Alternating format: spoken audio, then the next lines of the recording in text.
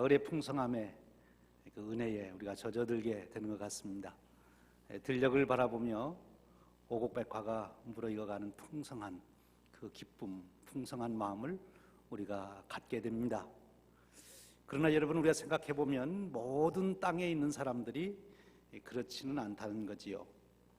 우리처럼 이 비옥한 땅에 살고 있는 사람들은 가을에 풍성한 풍년에 그 축복을 바라보며 풍성한 마음을 갖지만, 그러나 불모지, 황무지에 가서 보면 가을이 되었어도 아무런 열매가 없는, 아무런 생명의 흔적을 찾아볼 수 없는 그런 삭막함을 경험하게 됩니다. 똑같은 땅인데 어느 땅에서는 오곡백화가 무르익어가는 풍년에 그 놀라운 축복을 누리는가 하면, 어느 땅에서는 정말 메말라버린 생명이 없는 죽음의 삭막함을 경험하게 되는 것이지요. 왜 그럴까요? 똑같은 땅인데 왜 그럴까요? 비옥한 땅은 씨앗을 받아들여 생명의 움을 틔우고 그것을 키워 열매를 맺을 수 있는 그 신비한 생명을 키우는 능력이 있기 때문이고, 이 불모지 황무지는 생명을 키울 수 있는 능력이 없기 때문입니다. 오늘 우리가 읽은 성경 말씀에서 예수님은 땅에 대한 이야기를 해주시고 있어요. 예수님은 4가지 종류의 땅이 있다, 이렇게 설명을 해주시고 있습니다. 그러면서 그 4가지의 땅은 곧 4종류의 인간들임을 말씀해 주시고 있습니다. 오늘 말씀 속에서 우리는 주님께서 우리에게 주시고자 하는 그 귀한 말씀이 무엇일까 다시 한번 생각해 보며 은혜를 나누고자 합니다. 오늘 말씀해 보면 13절에 이렇게 시작합니다. 또 이르시되 너희가 이 비유를 알지 못할진대 어떻게 모든 비유를 알겠느냐? 뿌리는 자는 말씀을 뿌리는 것이라. 땅은 그것이 얼마나 좋으냐 나쁘냐를 무엇을 통해서 하는 거면 씨앗을 심어보면 알 수 있어요. 그래서 씨앗을 심어서 잘 자라서 30배, 60배, 100배의 결실을 맺는 땅이면 옥토, 비옥한 땅이고, 열매를 못 맺으면 쓸모없는 땅이 되는 거지. 우리 인간은 어떻게 그 인간됨을 알 수 있나? 인간의 가치를, 인간의 존귀함을 뭘 가지고 구분할 수 있느냐? 말씀을 심어보면 알 수 있다. 복음을 심어보면, 하나님의 말씀을 심어보면 그 말씀의 열매를 풍성하게 거두는 그런 인생은 정말 풍년 인생, 아름답고 존귀한 인생, 그런 인생이 되는 것이고, 하나님의 말씀을 심었는데 아무런 열매도 거두지 못하면 그 불모지 같은 땅과 같은 인생이 된다는 것이죠. 사랑하는 여러분, 여러분이 가을에 저 들녘을 바라보면서 어떤 땅이 되고 싶습니까? 씨앗을 심어 오곡백화가 불어있는 그런 풍성한 인생을 살아가는 축복을 원하십니까? 아니면 씨앗을 심었는데도 전혀 열매가 맺혀지지 않는 불모지와 같은 그런 인생이 되기를 원하십니까? 오늘 주님은 그렇게 우리에게 도전하시며 가르쳐 주시고 있어요. 그러면서 먼저 4종류의 땅을 말씀하시기 전에 주님은 이런 귀한 말씀을 해주셨어요. 너희가 이 비유를 알지 못할진대 어떻게 모든 비유를 알겠느냐? 즉, 우리가 그리스도인으로서, 아니 더 크게는 한 인생으로서 내가 참 진리를 쫓아 살아야 되겠다, 값있는 인생을 살아야 되겠다, 후회 없는 인생을 살아야 되겠다, 그렇게 하지만 이 사실 하나를 내가 받아들이지 못하고 깨우치지 못하면 너는 다 헛되게 사는 것이다, 그런 열매를 맺을 수 없는 것이다. 좀 좁은 의미로 우리 신앙인들에게 적용하면 이 은혜를 깨닫지 못하면 다른 은혜는 너희들이 깨달을 수가 없느니라, 그런 말씀. 하나님 나라의 진리를 예수님이 많은 비유로 말씀해 주셨는데 그 모든 진리의 근본이 되는 그 다른 진리를 다 깨닫고 이해하고 자기 것으로 삼을 수 있는 기초가 되는 진리가 있다는 거지요. 그것이 무엇인가 하면 말씀에 대한, 하나님 말씀. 그러니까 내가 건강한 신앙인인가 아닌가 하는 것을 진단해 보려면 내가 얼마나 교회에 자주 나오는가, 얼마나 구제헌금을 많이 하는가, 사람들로부터 얼마나 칭찬을 받는가, 그런 것도 다 좋은 기준이 되지만 그 내 신앙의 건강성의 제일 근본은 뭐냐? 하나님 말씀과 나와를 연결시켜 봐야 된다는 거예요.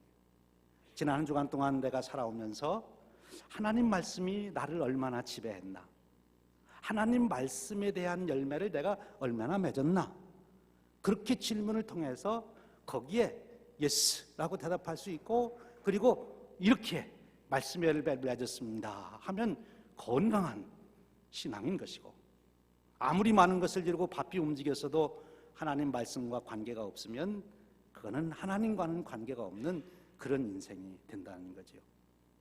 그래서 오늘 주님은 우리에게 복음, 하나님의 말씀을 너희들이 받아들이는 이 원리부터 먼저 터득해야 된다. 하나님 말씀과의 관계 속에서 내가 어떻게 살아갈 것인지 그 패러다임이 먼저 이루어져야, 그래야 하나님 나라의 귀한 진리들이 내 삶 속에서 깨달아지고 경험되고 그것을 나누고 누리는 축복을 갖게 된다. 그렇게 말씀해 주시고 있는 거예요. 여러분 어떻습니까? 지난 한 주간 여러분의 삶을 되돌아보면서 이것은 하나님 말씀 때문에 내가 이룬 일이야, 이것은 하나님 말씀 때문에 내가 그렇게 말했지, 이것은 하나님 말씀 때문에 내가 그렇게 행동한 것이야 라고 말할 수 있는 것들이 있으십니까? 그렇다면 여러분들은 말씀의 열매를 맺은 그런 아름다운 인생이 되는 거예요. 그러나 지난 한 주간 동안 그렇게 바쁘게 살았는데도 하나님 말씀에 의해서 이루어진 것은 없고 다 내 승질대로 했다, 그러면 그거는 소용이 없는 거예요. 불모지와 같은 삶을 살게 된 거죠. 오늘 이 아침에 저는 큰 도전을 제 스스로가 받습니다. 저도 이 설교를 준비하며 제 삶을 곰곰이 살펴봤어요. 하나님 말씀 때문에 내가 이루어가고 있는 것이 무엇이 있는가? 이 가을을 맞이해서 여러분 다시 한번 하나님 말씀에 의해서 내 삶이 창조되어 가고 그 말씀에 의해서 내 삶이 만들어져가는 그런 삶을 살고 싶다는 소원, 하나님 말씀에 대한 사모함이 저와 여러분의 심령에 불같이 일어나시기를 주님의 이름으로 축원합니다. 여기서부터 하나님 백성의 삶은 시작이 된다는 거예요. 이제 그런데 하나님 말씀이 그에게 주어지는데 오늘 성경 말씀에 의하면 4종류의 밭이 있다는 거예요. 첫 번째 밭이 4장 15절에 나옵니다. 말씀이 길가에 뿌려졌다는 것은 이들을 가리킴이니 곧 말씀을 들었을 때에 사단이 즉시 와서 그들에게 뿌려진 말씀을 빼앗는 것이요. 길가와 같은 사람들이 있다는 것이죠. 즉 하나님 말씀을 들었는데, 하나님 말씀이 그에게 뿌려졌는데 거기에 흙을 덮지 않아서, 그래서 사단이 와서 그 말씀을 빼앗아 갔다, 그런 뜻입니다. 이 얘기는 이제 팔레스타인 농사법을 알면 우리가 쉽게 이해가 돼요. 팔레스타인은 농사를 지을 때 10월 11일에서 우기가 끝나면 밭에 나가 밭을 갈아엎습니다. 그러면 농부가 나가서 나귀의 씨앗을 싣고 가서 이제 그것을 자기의 호주머니, 주머니를 차고 그 주머니에서 씨를 이렇게 흩뿌리게 되지요. 그러면 밭에도 떨어지지만 길에도 떨어지는데, 유대인들은 그 당시에 뭐 큰 대로가 있었던 것이 아니고 이 마을에서 저 마을로 갈 때 사람들이 좋은 길을 다니다 보면 길이 만들어지는 거예요. 그런데 일단 길이 만들어지면 자기 땅이라도 그것을 다시 갈아엎어가지고 밭을 못 만드는 거예요. 사람들이 많이 다녀서 일단 길이 되면 그게 공식적으로는 내 땅이지만 실제적으로는 공유가 돼서 그건 길로서 그대로 내버려야 돼요. 이게 자기 밭에 길이 났는데도 길을 갈아엎지 못하고 그냥 두기 때문에 자기 밭에 씨를 뿌리다가 그 씨가 길가에 떨어지게 되는 거예요. 그러면 이 씨를 뿌린 다음에 그 다음 사람이 쟁기를 가지고 가서 흙을 갈아엎으면 이제 흙이 덮여서 거기에 싹이 나게 되는 거죠. 그런데 길가는 갈아엎질 않기 때문에 그대로 씨가 노출되어 있어서 새들이 와서 다 먹어버리는 것입니다. 그것을 보고 주님은 사탄이 우리에게 던져진 말씀을 빼앗아 간다, 이런 말씀을 했어요. 그러니까 이 길가라고 하는 것은 완악해진 마음이 굳어진 마음을 말하는 거예요. 다시 말하면 자기 생각과 자기 사상으로 틀이 쫙 짜여져 있어서 주님의 말씀, 하나님의 말씀은 전혀 받아들일 마음의 준비가 안 돼 있는 마음, 이 굳어진 마음이에요. 그것이 유교 사상이든 다른 종교 사상이든 자기의 철학 사상이든 자기의 인생관이든 경험이든 무엇이든지 간에 자기 나름대로의 사고의 틀이 짜여 있어서 더 이상 하나님의 말씀을 받아들일 자세가 안 돼 있는 사람들. 예수님 당시로 돌아가면 누구를 말할 수 있는가 하면 바리새인과 서기관들을 말할 수 있어요. 그들은 이미 자기들 나름대로 종교적인 그 패러다임을 가지고 있고 그 지식을 가지고 지금 예수님 말씀을 듣는데도 예수님께서 무슨 진리의 말씀을 해주시나 들어보자 이런 마음이 아니고 예수님 무슨 말 잘못하나 자기가 예수님을 비판하는 거죠. 그러니까 하나님 말씀을 읽을 때 이 말씀 속에서 내가 배울 것이 무엇인가, 여기 생명의 말씀이 무엇인가를 찾으려고 하는 것이 아니라 성경을 읽으면서 또는 설교를 들으면서 자기 지식으로 평가하거나 어떻게 홍해가 갈라졌냐, 말도 안 되는 소리 하지 말아라, 어떻게 사람이 물 위로 걸어가냐, 이런 일이 세상에 어디 있냐, 이런 거짓투성이 성경을 우리가 어떻게 믿느냐, 이렇게 얘기하는 거죠. 자기의 지식 경험을 가지고 성경을 오히려 판단하는 거예요. 바리새인들은 예수님 말씀하실 때 그 말씀을 은혜를 받으려고 온 것이 아니라 어떻게 해서라도 그 말씀에서 책을 잡아서 그를 죄인으로 모으려고 왔어요. 이런 사람들은 말씀이 뿌리를 내릴 시간도 없어요. 사단이 빼앗아 간다는 거죠. 그러면 이런 완악한 마음, 이런 자들에게 어떻게 해야 그러면 말씀을 받아들일 수 있는 일이 될 수 있을까? 그것은 밭을 갈아엎어야 되는 것입니다.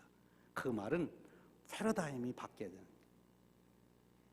패러다임이 바뀌는 가장 결정적인 계기는 무엇인가 하면 하나님의 실존을 체험해야 되는 거예요.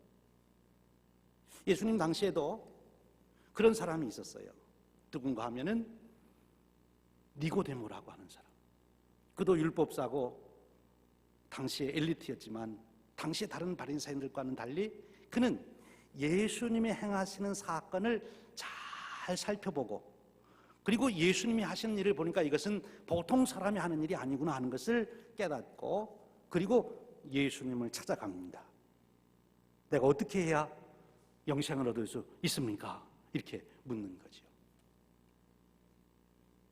오늘 우리가 지금까지 가지고 있는 지식과 내 경험 사상으로 내 사고의 틀에 갇혀 있지 말고 우리가 니고데모처럼 하나님이 이루신 역사를 깊이 통찰하는 지혜가 여러분에게 주어지시길 바랍니다.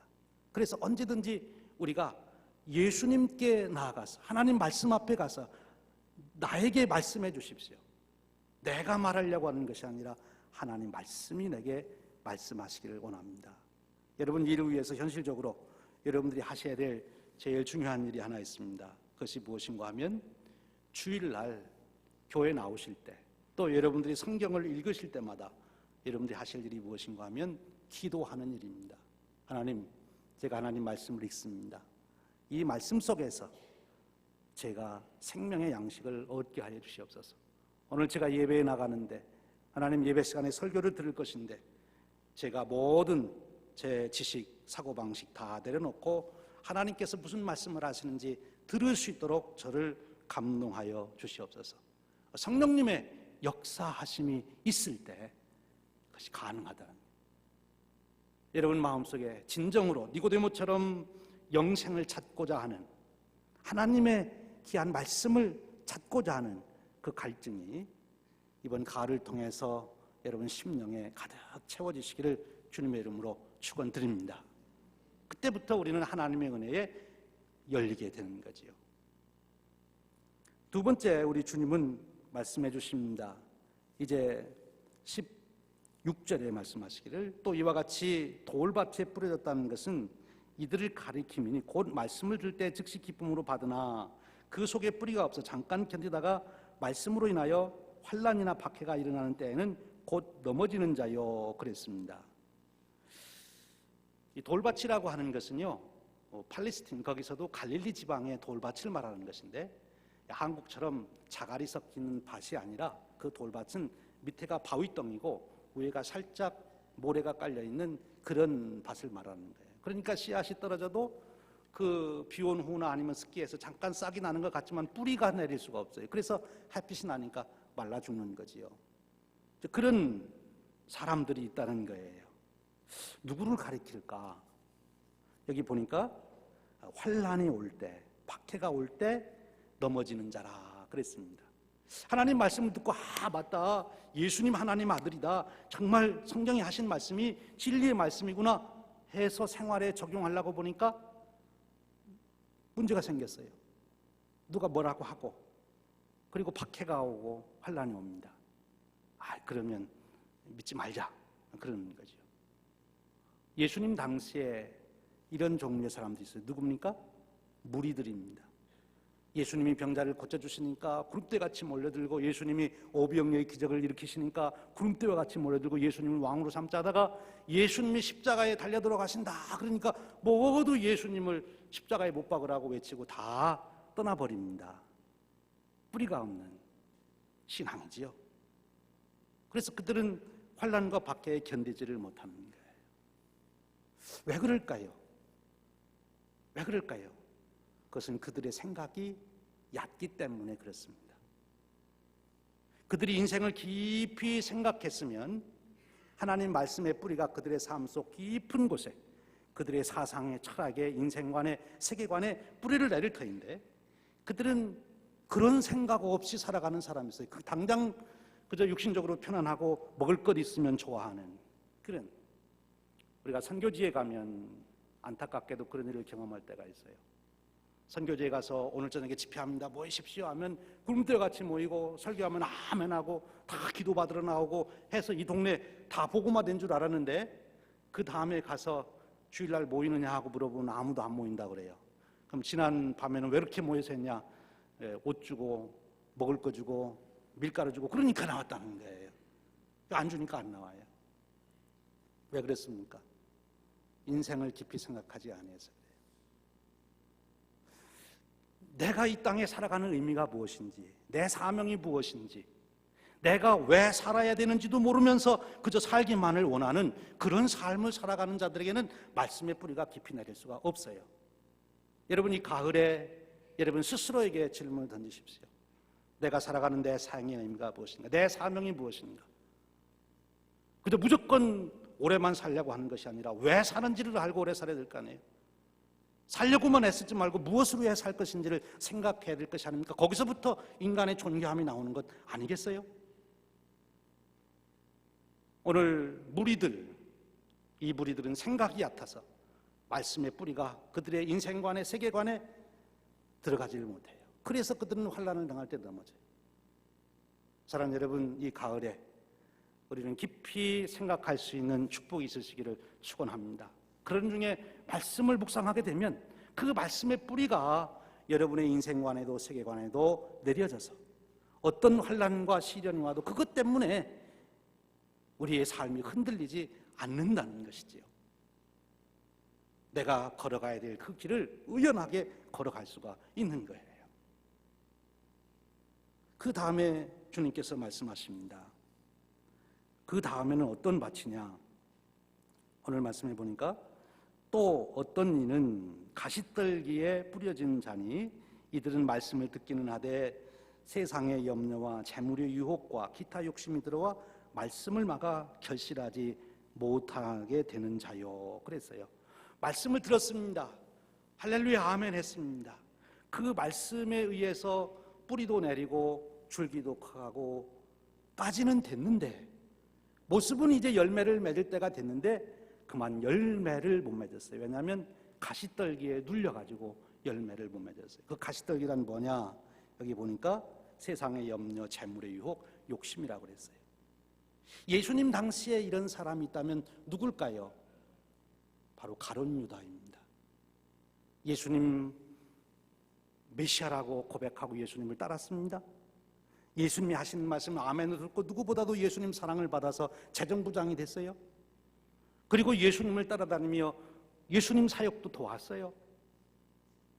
여러분, 그렇습니다. 우리가 하나님의 은혜를 알고 깨닫고 하나님 말씀대로 살다가 헌신해서 목사도 되고 장로도 되고 권사도 되고 됐어요. 열심히 우리가 교회 봉사도 해요. 그런데 가룟 유다에게 문제가 생겼어요. 베드로와 요한에게 문제가 생겼어요. 예수님을 그렇게 따랐는데 이제 예수님이 예루살렘에 올라가서 곧 왕이 될 것 같은 그런 시기가 오니까 누가 영의정 우의정이 될 거냐, 나는 이 일을 통해서 돈을 얼마나 더 벌을 수 있느냐, 거기에 집착하게 되는 거예요. 처음에 하나님, 예수님 따를 때, 우리가 처음에 하나님께 나아올 때 순수한 마음으로 이 죄인 나옵니다, 나를 구원해 주시옵소서, 하나님 은혜 없이는 저는 인생을 살 수 없습니다, 저와 제 가정과 제 하는 모든 일에 하나님 동행해 주시길 원합니다. 그래서 헌신했고, 그 은혜가 감사해서 때로는 찬양대원으로, 성가대원으로, 교사로, 속장으로, 목사로, 장로로, 권사로, 집사로 헌신해서 이것이 더 하나님께 영광이 되는 줄 알고, 그런데 그 자리에 서서 어찌어찌하다 보니까 욕심이 들어왔어요. 내가 휘둘러야 되는데, 내가 이 일로 해서 돈 좀 벌어야 되는데, 내가 여기서 좀 뭔가를 누려야 되는데 욕심이 들어왔어요. 여러분, 가룟 유다가 끝까지 주님을 처음 마음으로 따랐으면 가룟 유다가 얼마나 성스러운, 오고 오는 시대의 사람들이 가룟 유다의 삶을 보고 은혜를 받고 감동을 받고, 그리고 가룟 유다를 통해서 얼마나 많은 하나님의 역사, 구원의 역사가 일어났겠습니까? 베드로와 요한과 야고보가 서로 다투지 않았으면 얼마나 더 오고 오는 세대가 볼 때 참 아름다운 인생을 살았다고 말할 수 있겠습니까? 근데 그러질 못했다는 거지요. 왜요? 욕심 때문에요. 여러분, 말씀의 열매를 못 맺게 하는 마지막 가시와 같은 것 있다면 그것이 욕심입니다. 재물이든 권력이든 무슨 욕심이든지 체면이든. 여러분, 우리가 이 가시 덩쿨을 걷어내야 되는 거예요. 그래서 우리 속에서 자라던 그 말씀이 열매를 맺을 수 있도록 이 가시 덩쿨을 걷어내야 되는 것입니다. 여러분, 처음 하나님 앞에 나와 은혜를 구하고 그 은혜를 깨닫고 하나님께 헌신해서 나올 때 무엇을 기대하셨습니까?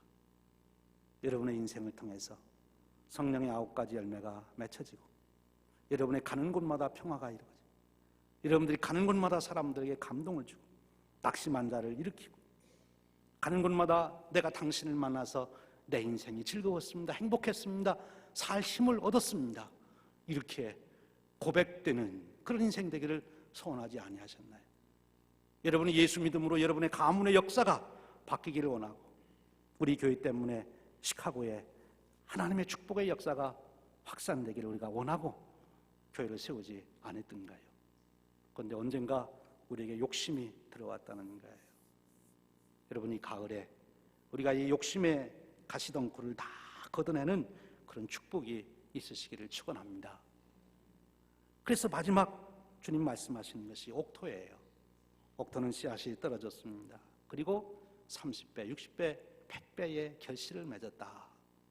여러분, 이 가을에 들녘에 무르익어가는 오곡백화를 바라보면서 내 인생도 저런 인생이 되었으면 좋겠다 하는 비전을 가지시고, 하나님 말씀이 여러분의 심령 속에 들어와서 그 열매를 맺을 수 있도록 소원하시고 기도하시고, 그리고 그 말씀을 깊이 묵상하시기를 주님의 이름으로 축원합니다.